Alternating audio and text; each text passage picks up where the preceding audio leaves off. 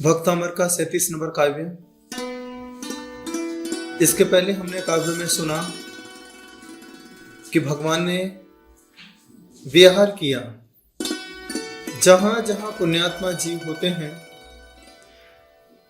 उनके पुण्य के प्रभाव से तीर्थंकरों का समूह शरण लग जाता है। तो यह जो काव्य है, इस काव्य में जिनेंद्र भगवान की विभूति के बारे में बताया है और अन्य देवी देवताओं के विभूति के बारे में बताया है। जो अपने जीवन में प्रभु की शरण में जाना चाहते हैं, प्रभु की शरण से जुड़ना चाहते हैं, समाधि मरण के साथ अपने जीवन को जीना चाहते हैं, अपनी अंतिम यात्रा प्रभु के शरण में करना चाहते हैं, यह काव्य भगवान के समूह शरण का प्रतीक है। चले हम इस काव्य का शुद्धिकरण करते हैं। इत्थम यथा तव विभूति रभूत जिनेन्द्र। इत्थम यथा तव विभूति रभूत जिनेन्द्र। धर्मोपदेशन विधौ न तथा परस्य। धर्मोपदेशन विधौ न तथा परस्य। यादृक् प्रभा, यादृक् नहीं, यादृक् DRIK, यादृक् प्रभा दिनकृतः, दिनकृता नहीं, दिनकृतः, क्री शब्द है, क्र नहीं है, KRI, तो दिनकृतः प्रहतांधकारा तादृक्। जैसे ऊपर हमने यादृक् पढ़ा, नीचे भी आपको बोलना है तादृक् कुतो ग्रह गणस्य विकासिनोपि।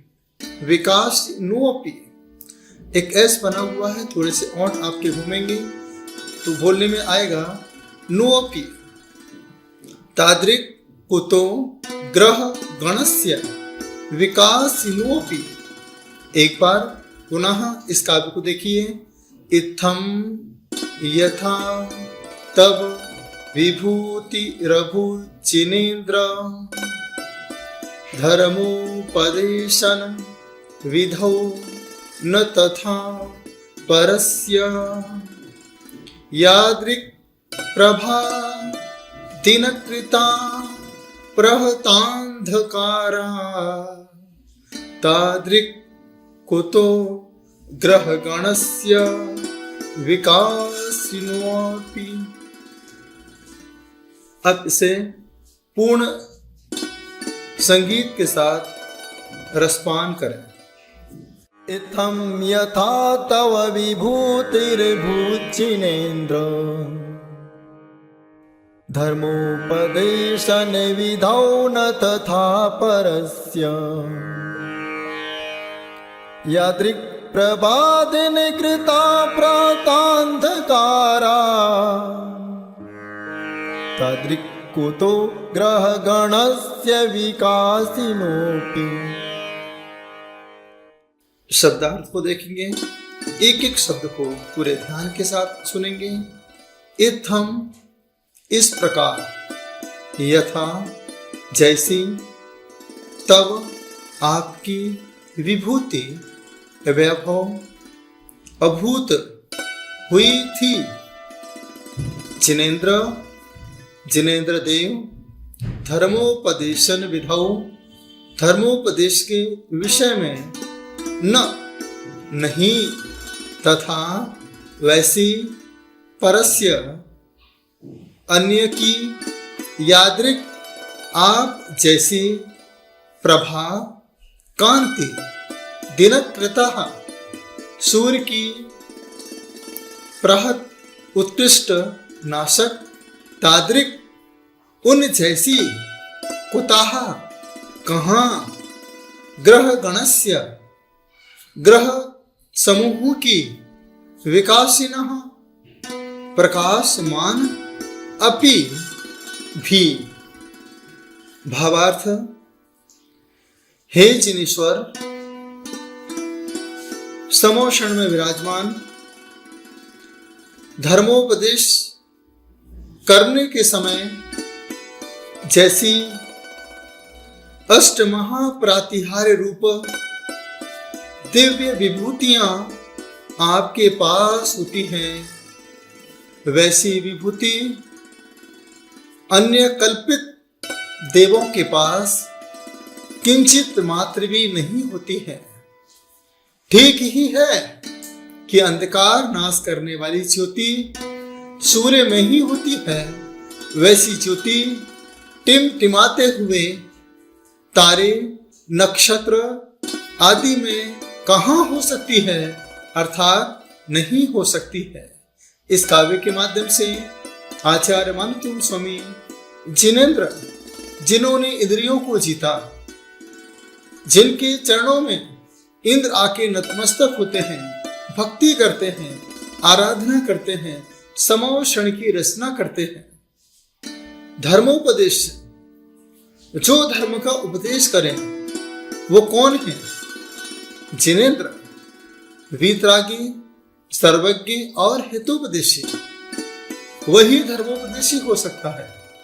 तो दो धर्मोपदेशी होता है, जहां पर धर्मोपदेश होता है उसे कहते हैं समोशरण।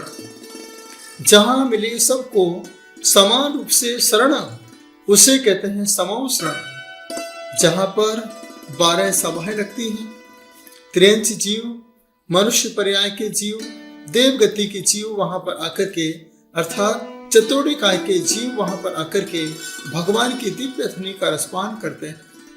जैन आगम में कहा है कि भगवान की दिव्य ध्वनि 3 बार, अधिक से अधिक 4 बार खेरा करती है। लेकिन जब कभी पुण्यात्मा जीव प्रभु के समोषण में पहुंचता है, अकस्मात दिव्य ध्वनि खिल जाया करती है। आज आप पंचम काल में मुझे सुन रहे हैं, टीवी के माध्यम से, इंटरनेट के माध्यम से मुझे सुन रहे हैं, ये आपका पुण्य है। पुण्य के प्रभाव से ही संत की वाणी सुनने को मिलती है। पुण्य के प्रभाव से ही धर्मोपदेश, धर्म का उपदेश सुनने का सौभाग्य प्राप्त हुआ करता है। तो यहाँ पर आचार्य परमेष्ठी वीतरागी, सर्वज्ञ और हितोपदेशी की बात करते हैं। पंचम काल में आचार्य, उपाध्याय और सर्व साधु जो आपको धर्मोपदेश देकर के आपको सच्चा मार्ग बता रहे हैं। जो मार्ग की चर्चा हमने पहले काव्य में की है, उस माध्यम से यहाँ पर आचार्य परमेष्ठी कह रहे हैं कि जैसी प्रभा, जैसी शोभा, जैसी कांति, जैसी विभूति आपके धर्मोपदेश के समय समोषण में देखी जाती है, वैसी कांति, वैसी प्रभा अन्य देवी देवताओं में कैसे दिखाई दी जा सकती है। ऐसा लग रहा है जैसे वह टिमटिमाते हुए तारों की तरह शोभायमान हो सकती है। तो यहाँ पर आचार्य परमेष्ठी कहते हैं कि देवों ने विभूति की व्यवस्था की, आपके वैभव को बताया है, लेकिन हे प्रभु, आप तो आत्मानुभूति का अनुभव करते हैं, आत्मा में अनुभव करते हैं, चिंतन मनन करते हैं। तो यहाँ समोषण की भूमिका और संसारी जीव की भूमिका के बारे में बताया है। हम जैन धर्म में देखते हैं कि हमारे तीर्थंकर एक वेदी पे विराजमान होते हैं। वेदी की भी प्रतिष्ठा होती है और भगवान की भी प्रतिष्ठा होती है। जैन तीर्थंकर आपको जगह जगह, चौराहे चौराहे पर नहीं मिलेंगे, क्योंकि ये हीरे की तरह है। वो हीरे सिर्फ हीरे की दुकान पर ही मिलते हैं। कांच के टुकड़े आपको जगह जगह मिल जाते हैं और दूसरे संप्रदाय के मंदिर आपको जगह जगह, हर जगह मिल जाएंगे। लेकिन यहाँ जब जिनेन्द्र भगवान के हम दर्शन करते हैं तो उनका नियत स्थान हुआ करता है, उनका एक वैभव होता है, उनकी एक विभूति होती है। वहीं पर जाकर के हम अपनी आत्मा की अनुभूति कर सकते हैं। यहाँ पर आचार्य परमेष्ठी सरागी और वीतरागी का कथन करते हुए कहते हैं कि जहाँ पर सरागता है, सरागता के पास बहुत भीड़ है, सरागता के पास आपको मनोरंजन कराने के साधन हैं, लेकिन जहाँ वीतरागता है वहां पर सिर्फ क्वालिटी है, वहां सिर्फ आत्मा की अनुभूति है, वहां सिर्फ एकत्व भावना है, वहां पर सिर्फ अन्यत्व भावना है। ऐसी भावना से जुड़ा हुआ हे प्रभु आपका समोषण है। अब प्रश्न यहाँ पर खड़ा होता है कि हम अपने जीवन में इस काव्य की साधना कैसे करते हैं। तो सबसे पहले आप जिनेंद्र भगवान के मंदिर में बैठिए, उसे आप समोषण के रूप में महसूस कीजिए। वहां पर बैठने के बाद सबसे पहले जिनेंद्र भगवान की प्रतिमा को निहारते हुए विचार कीजिए, चिंतन कीजिए, अनुभव कीजिए और यही प्रभु से प्रार्थना कीजिए, हे प्रभु आज हम आपके प्रतिमा के सामने हैं, कल हम आपकी प्रतिभा के सामने बैठ करके आत्म साधना करना चाहते हैं। जो आज इस प्रतिमा के सामने बैठ करके साधना करता है, कल वह गणधर बन करके प्रभु की प्रतिमूर्ति के सामने बैठ करके प्रभु की वाणी को आत्मसात करता है, प्रभु की वाणी का रसपान किया करता है। तो प्रभु के सामने बैठ करके जब हम काव्य पाठ करते हैं तो हमें अनंत अनंत गुना पुण्य प्राप्त होता है। जो आपसे दूर भागते हैं, कल वो इस काव्य के माध्यम से आपके करीब आने का प्रयास करेंगे। यह काव्य अपने आप में बहुत प्रभावशाली है। इस काव्य के साथ रिद्धि मंत्र भी है। हम चाहते हैं इस रिद्धि मंत्र को भी आप आत्मसात करेंगे, मंत्र जाप को भी आत्मसात करेंगे। ओम ह्रीं अरहं नमो सर्वो सही पत्ताणं श्रौं श्रौं नमः स्वाहा। मंत्र जाप। ओम नमो भगवते अप्रतिचक्रे ऐं क्लीं ब्लूं ॐ ह्रीं मनोवांछित सिद्धये नमो नमः। अप्रतिचक्रे ह्रीं ठः ठः स्वाहा। सफेद वस्त्र पहनकर उत्तर दिशा की ओर यंत्र की स्थापना करके एक कलश रखते हुए दीप जलाकर गुग्गुल, केसर, कपूर, कस्तूरी मिली हुई धूप की गोलियां बना करके काव्य रिद्धि मंत्र जाप के साथ एक एक गोली को आहुति में छोड़ते हुए आप साधना करें। ब्रह्म मुहूर्त में साधना करें। 1008 बार स्फटिक मणि की माला से इस काव्य के साथ रिद्धि और मंत्र की जाप करेंगे। दुर्जन आपके वश में होंगे।